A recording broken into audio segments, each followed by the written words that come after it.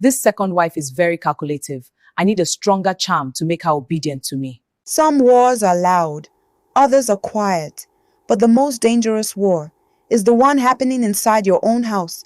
And when a mother realizes she is losing control, she doesn't beg, she strikes. The call Mama Bose made the night before was not to a sister, not to a cousin, but to an old family spiritual custodian in Ibadan, a man who had known her husband before he died, a man who believed bloodlines must remain under authority. She told him only one thing: "My son is drifting." There was a pause on the other end. Then he said quietly, "Bring his name." Back in Lekki, subtle disturbances continued. The fridge tripped twice. The lights flickered at random hours. Tunde began waking up irritated for no reason, short-tempered, unsettled.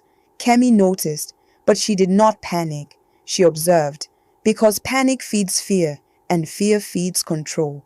One afternoon, while Kemi was on a business call, Mama Bose entered the home office without knocking. Again, she stood silently behind Kemi during the Zoom meeting. Kemi felt it, that presence. When the meeting ended, she turned slowly. "Mama, please, I am working." "In my son's house?" "In our house," Kemi corrected. Mama Bose stepped closer. "You have turned him against me." Kemi did not raise her voice. "I have asked for respect. That is not rebellion." Mama Bose's voice sharpened. "You think because you have money and education, you can erase me." The words were no longer subtle. This was open accusation. Kemi stood, steady. No one can erase a mother, but a mother can choose not to destroy. That hit something deep, something old, something unhealed. That weekend, Mama Bose organized something without telling anyone. A small prayer gathering. By 4 p.m., 6 elderly women from different parts of Lagos were seated in the living room. Head wraps, Bible verses, loud prayers, but the prayers quickly turned pointed. Every strange woman controlling a son. "Leave!" A spirit of manipulation. "Scatter!" Kemi stood at the staircase, listening. They were not subtle. They were targeting her. Mama Bose looked up and saw her and smiled. This was supposed to break her, to embarrass her, to make her look like the outsider. Instead, Kemi walked down calmly, picked up her phone, and started recording, not secretly, openly. The room shifted. One woman lowered her voice. Another adjusted her scarf. Mama Bose stiffened. "What are you doing?" "Documenting," Kemi replied gently, "for clarity." As if scripted by destiny, Tunde came home early. He stepped into the living room filled with chanting aunties. He saw Kemi standing calmly, phone in hand. He saw his mother leading the prayer against his wife. Silence fell instantly. "Mama," he said slowly, "what is this?" Mama Bose stood. "It is spiritual protection." "Against who?" he asked. No one answered, because the answer was obvious. And for the first time, Tunde looked embarrassed, not at his wife, at his mother. That night, Tunde sat with his mother privately. "Kemi has done nothing wrong." "You are blind," Mama Bose snapped. "No," he replied quietly. "I am married." The word landed heavy. Married, not owned, not possessed. Married. Mama Bose's eyes filled briefly, not with weakness, but with something close to fear.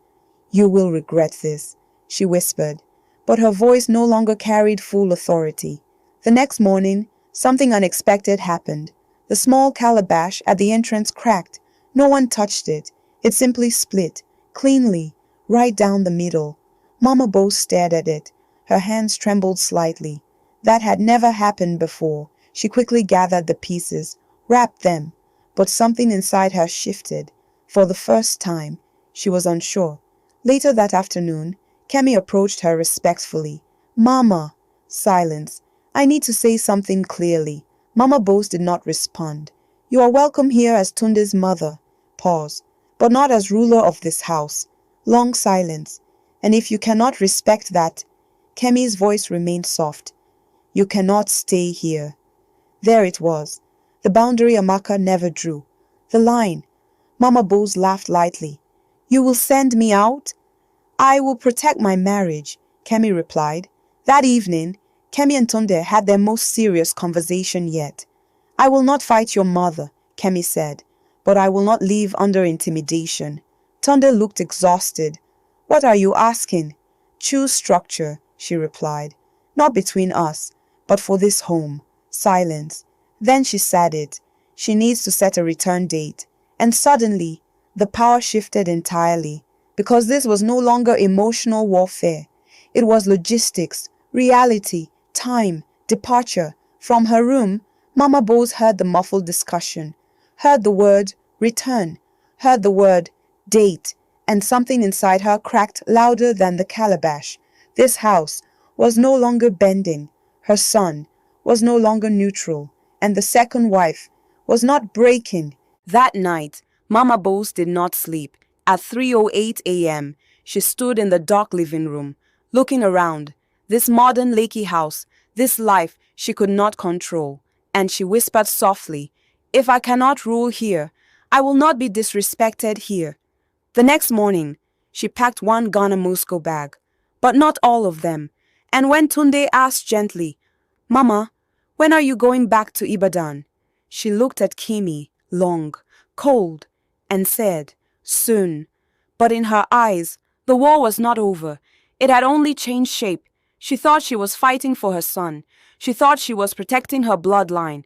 But what happens when the entire family sees the truth, and the woman you try to break does not fight you? She exposes you. 3 days after the ultimatum, Mama Bose made a bold move. She called for a family meeting, not just anyone. Uncles from Ibadan, 2 respected elders from the extended Adebayo lineage, even the same women who had attended the prayer session. She framed it as a discussion to restore order. Tunde was informed, not consulted. Kemi was told, not asked. The meeting would take place that Sunday, in their Lekki living room, and for the first time, the battlefield would have witnesses. Sunday afternoon, the house was spotless. Kemi prepared refreshments, not to impress, but to remain unshaken.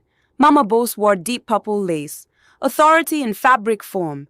The elders arrived slowly, measured steps, measured eyes. They sat, cleared their throats, and then Mama Bose began.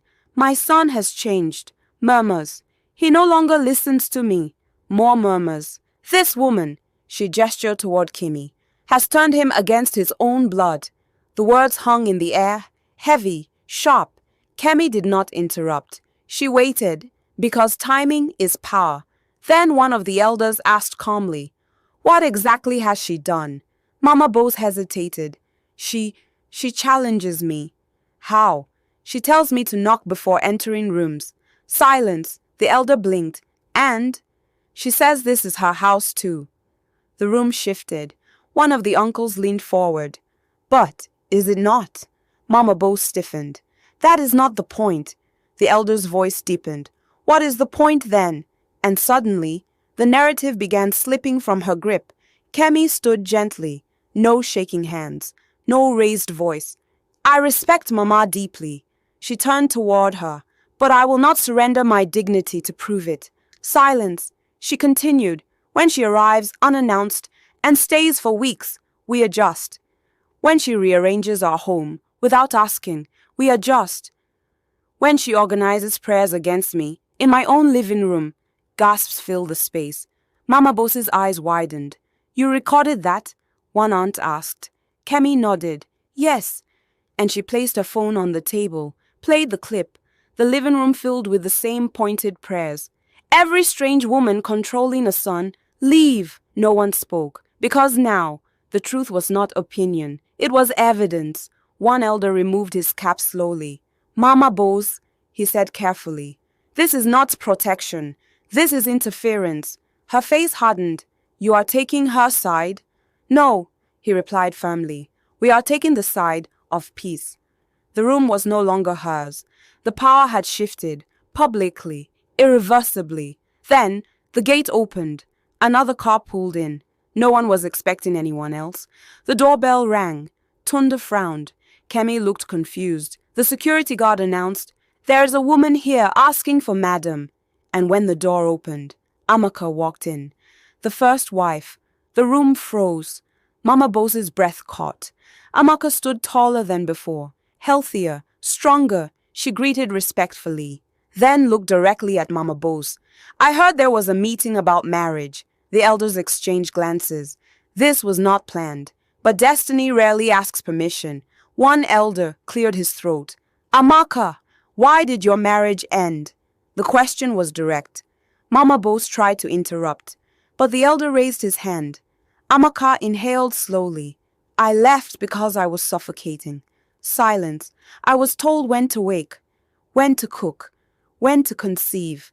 And when I cried, she looked at Mama Bose. I was told I was weak.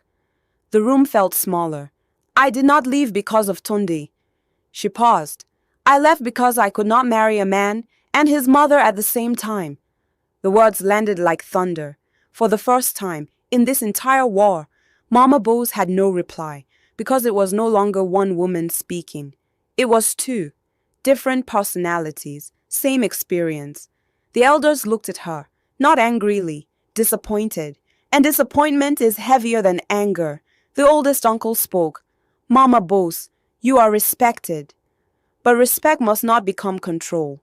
He continued. You will return to Ibadan this week. Not a suggestion, a decision.